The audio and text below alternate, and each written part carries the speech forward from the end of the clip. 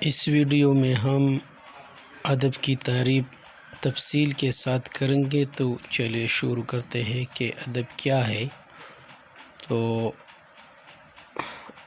جب کوئی زبان اپنی ارتقاء کی تاریخ میں اس مقام پر پہنچ جاتی ہے جب ادیب اپنے احساسات، جذبات، مشاہدات، تجربات اور خواہشات کے بیان اور اپنی صلاحیتوں کے اظہار کی سہولت محسوس کرتا ہے، تو ادیب اس میں ادب تخلیق کرنے لگتے ہیں۔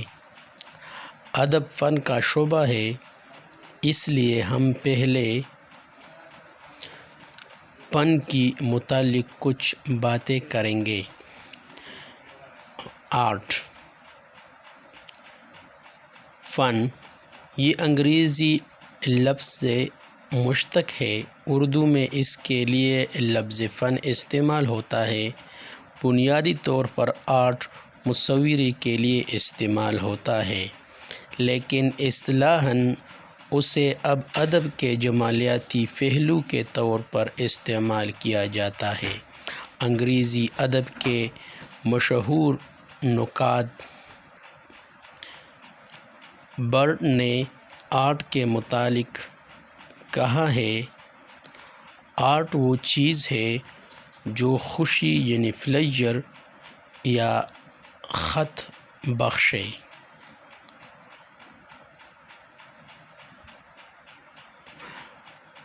اردو ہی نہیں، ہر زبان میں آرٹ کی اصطلاح ادب کی ہر صنف کے لیے استعمال ہوتا ہے۔ صرف ادب ہی نہیں، موسیقی، مصوری، سنگ تراشی کے لیے بھی یہ اصطلاح مستعمل ہے۔ ان اصناف میں فنی نقطہ نظر سے جو خوبی اسے جمالیاتی لطافت بخشے، وہ آرٹ یا فن ہے۔ فن اپنے دل کے احساسات، جذبات، تجربات اور مشاہدات کو خوبصورت انداز میں پیش کرنے کو فن کہتے ہیں۔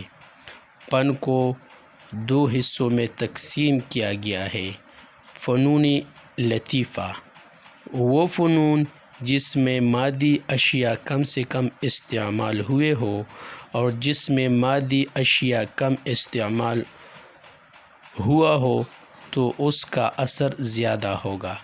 مثال کے طور پر شاعر کا ایک شعر جس میں مادی شے کم استعمال ہوتا ہے تو اس کا اثر زیادہ ہوتا ہے، اگرچہ ہم اسے بار بار کیوں نہ پڑھیں۔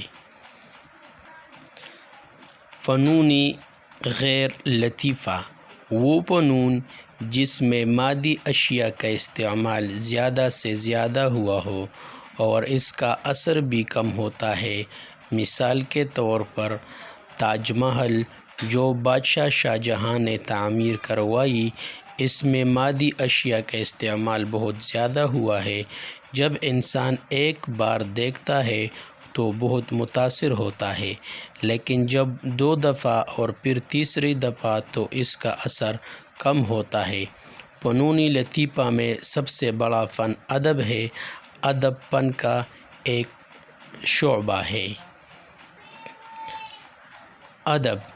ادب ایک ایسا فن ہے جس میں انسان اپنی دلی جذبات، احساسات اور تجربات و مشاہدات کو مؤثر اور لکھی ہوئی صورت میں پیش کرے، اسے ادب کہتے ہیں۔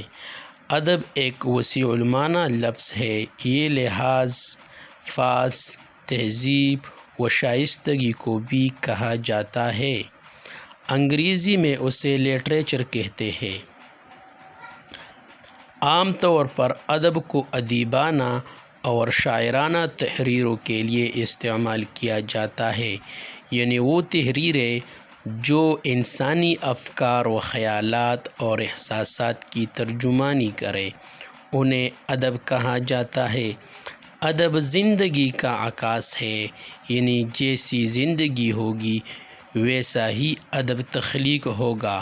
ناول، افسانہ، ڈرامہ، شاعری، خاکہ نگاری وغیرہ کو ادب کہا جاتا ہے، اور اس کے لکھنے والے کو ادیب کہتے ہیں۔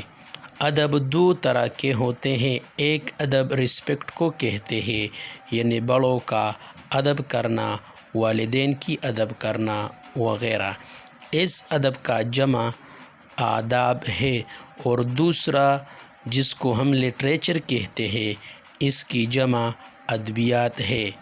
ادب کو دو حصوں میں تقسیم کیا گیا ہے، شاعری اور نثر۔